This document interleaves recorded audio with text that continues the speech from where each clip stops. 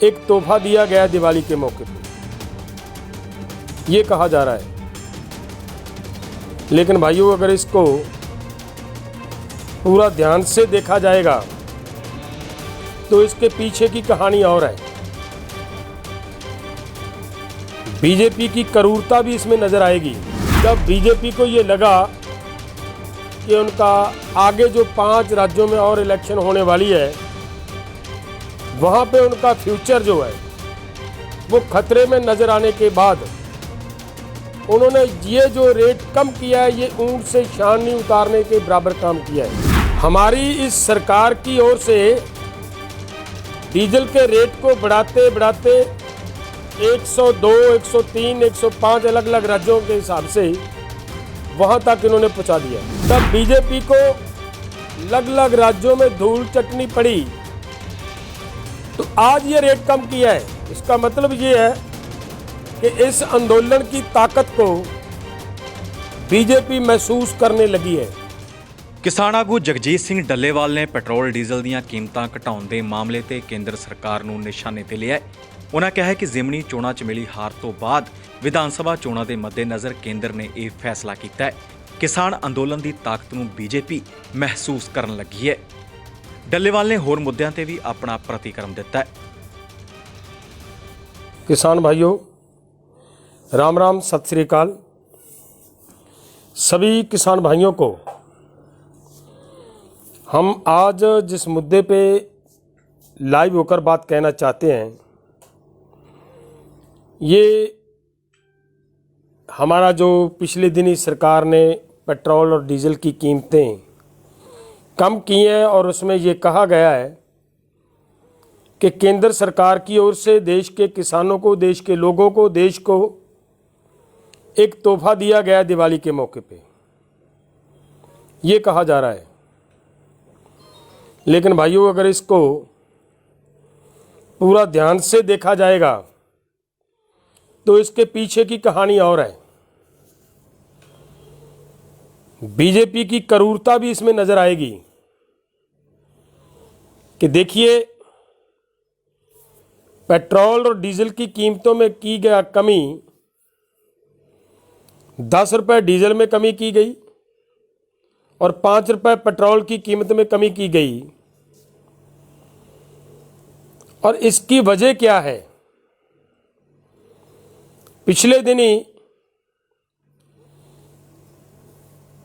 जो चुनाव हुए हैं, उपचुनाव हुए हैं पूरे देश के अलग अलग राज्यों में, उन चुनाव में जो जिस तरह का नतीजा आया, बीजेपी को लोगों ने जिस तरीके से धूल चटाई, इस आंदोलन का असर पूरी तरह पूरे देश में अलग अलग राज्यों में देखने के बाद जब बीजेपी को ये लगा कि उनका आगे जो 5 राज्यों में और इलेक्शन होने वाली है, वहां पे उनका फ्यूचर जो है वो खतरे में नजर आने के बाद उन्होंने ये जो रेट कम किया है, ये ऊंट से शान नहीं उतारने के बराबर काम किया है। अगर इसे ध्यान से देखें, 2014 में जब सरकार बीजेपी की सत्ता में आई, बीजेपी, अगर उसका और आज का पूरा मूल्यांकन किया जाए तो उस समय 55 से 56 रुपया प्रति लीटर डीजल का रेट था, भाव था। और दूसरी तरफ कौमांतरी मार्केट में 115 से लेकर 130-35 डॉलर प्रति बैरल भाव रहा कच्चे तेल का। और उसके बाद बीजेपी के सत्ता में आने के बाद लगातार कौमांतरी मार्केट में डीजल की कीमतें, कच्चे तेल की कीमतें गिरती गईं। और आज का अगर हिसाब किताब देखा जाए, कच्चे तेल की कीमत बहुत नीचे आ चुकी है, केवल 25-30 डॉलर प्रति बैरल पर आ चुकी है। और उस समय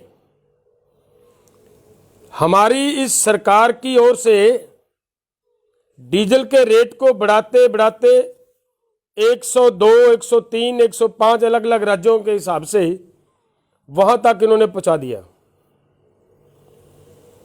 लगभग 45 रुपए प्रति लीटर डीजल का रेट बढ़ाने के बाद उसमें से 10 रुपए कम कर दिए,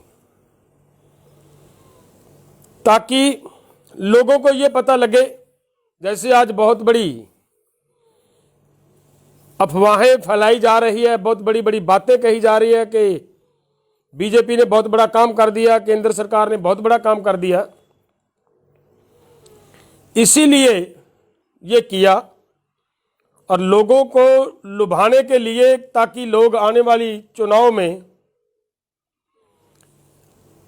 इस 10 रुपए कम किए डीजल के रेट के आधार पे बीजेपी को हो सकता है वोट दें, इनकी ये भावना थी।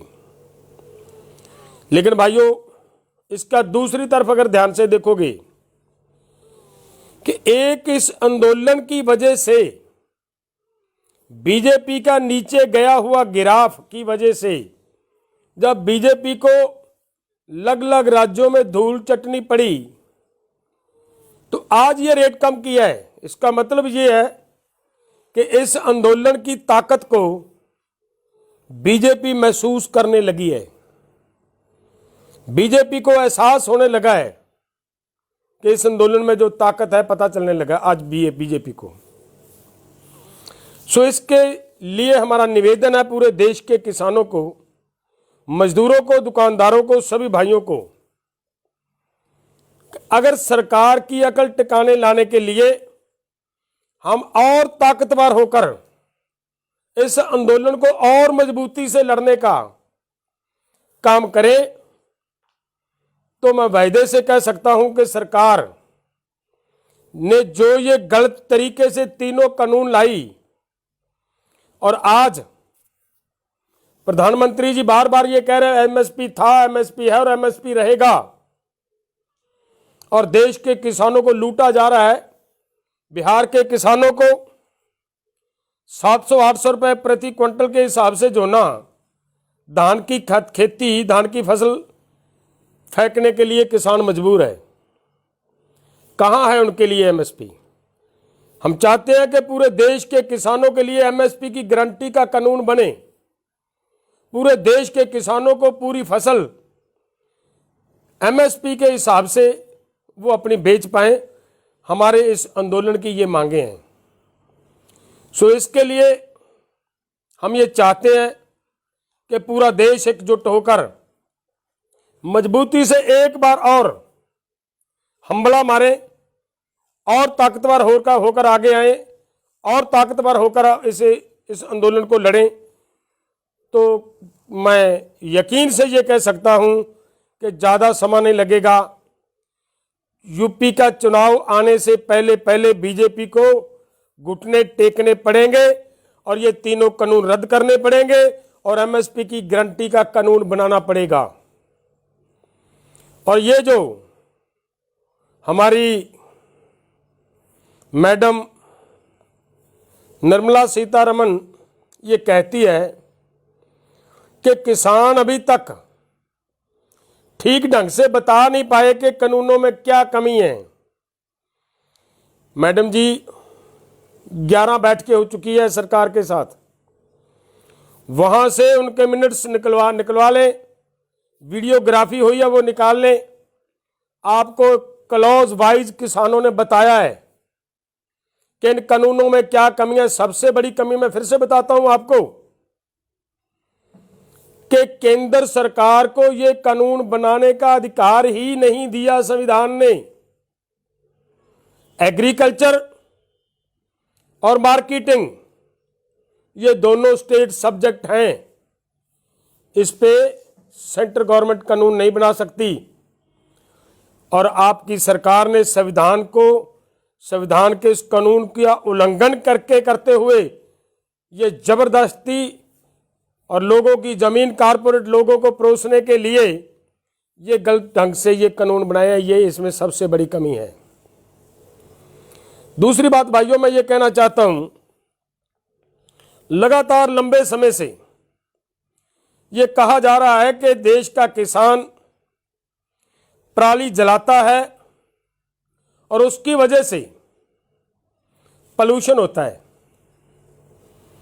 और अभी अभी की जो रिपोर्टें आई हैं दिल्ली की, जिस दिन दिवाली का त्यौहार मनाया उसके अगले दिन पॉल्यूशन का लेवल शिखर पे था, अप लेवल पे था। और आज का अगर लेवल देखते हैं, आज ये लो लेवल पर आ गया है। तो किसान तो अभी पराली जला रहे हैं।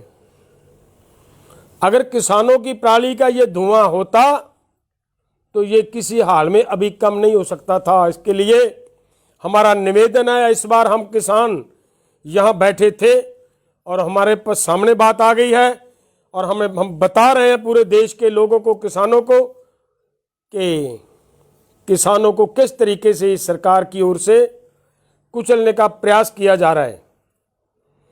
और हम किसी हाल में किसानों के खिलाफ ऐसे वैसे कोई भी कदम उठाने नहीं देंगे सरकार को।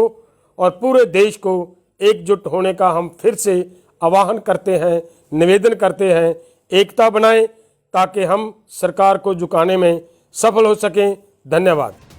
ਦੱਸ ਦਈਏ ਕਿ ਖੇਤੀ ਕਾਨੂੰਨਾਂ ਦੇ ਖਿਲਾਫ ਕਿਸਾਨ ਅੰਦੋਲਨ ਲਗਾਤਾਰ ਜਾਰੀ ਹੈ। ਦਿੱਲੀ ਦੀਆਂ ਸਰਹੱਦਾਂ ਤੇ ਕਿਸਾਨ ਪੱਕੇ ਮੋਰਚੇ ਲਗਾ ਕੇ ਬੈਠੇ ਨੇ। ਦੇਖਣਾ ਹੋਵੇਗਾ ਕਿ ਆਉਣ ਵਾਲੇ ਸਮੇਂ 'ਚ ਕਿਸਾਨ ਅੰਦੋਲਨ ਕੀ ਮੋੜ ਲੈਂਦਾ ਹੈ। Bureau report D5 channel Punjabi. D5 channel Punjabi ਹੁਣੇ ਸਬਸਕ੍ਰਾਈਬ ਕਰੋ, ਬੈਲ ਆਈਕਨ ਤੇ ਕਲਿੱਕ ਕਰੋ। ਬਾਣੀ ਗੁਰੂ ਗੁਰੂ ਹੈ ਬਾਣੀ ਵਿੱਚ ਬਾਣੀ ਅੰਮ੍ਰਿਤ ਸਾਰੇ। ਗਿਆਨੀ ਸਾਹਿਬ ਸਿੰਘ ਜੀ ਸ਼ਾਹਬਾਦ ਮਾਰਕੰਡਾ ਵਾਲਿਆਂ ਨਾਲ ਕਰੋ ਸਿੱਧੀ ਗੱਲਬਾਤ ਤੇ ਜਾਣੋ ਗੁਰਬਾਣੀ ਦੇ ਅਰਥ। ਰੋਜ਼ਾਨਾ ਪਾਠ ਕਰਨ ਵਾਲੇ ਇਹ ਪ੍ਰੋਗਰਾਮ ਜ਼ਰੂਰ ਦੇਖਣ ਤੇ ਗੁਰੂ ਸਾਹਿਬ ਦੀਆਂ ਅਸੀਸਾਂ ਦੇ ਪਾਤਰ ਬਣਨ। ਦੇਖਣਾ ਨਾ ਭੁੱਲਣਾ ਸਾਡਾ ਖਾਸ ਪ੍ਰੋਗਰਾਮ ਗੁਰਬਾਣੀ ਗਿਆਨ, ਐਤਵਾਰ ਸਵੇਰੇ 7 ਤੋਂ 8 ਵਜੇ ਤੱਕ D5 ਚੈਨਲ ਪੰਜਾਬੀ ਤੇ। ਕੀ ਹੁੰਦੀ ਹੈ ਜਮਾਬੰਦੀ, ਕਿਵੇਂ ਬਣਦੀ ਹੈ ਵਸੀਅਤ, ਜ਼ਮੀਨ ਜਾਇਦਾਦ ਦੇ ਹਰ ਮਸਲੇ ਤੇ ਕਰਾਂਗੇ ਚਰਚਾ। ਦੇਖਣਾ ਨਾ ਭੁੱਲਣਾ ਸਾਡਾ ਖਾਸ ਪ੍ਰੋਗਰਾਮ naibtehsildar.com ਕਾਨੂੰਨ ਜਾਇਦਾਦ ਦਾ।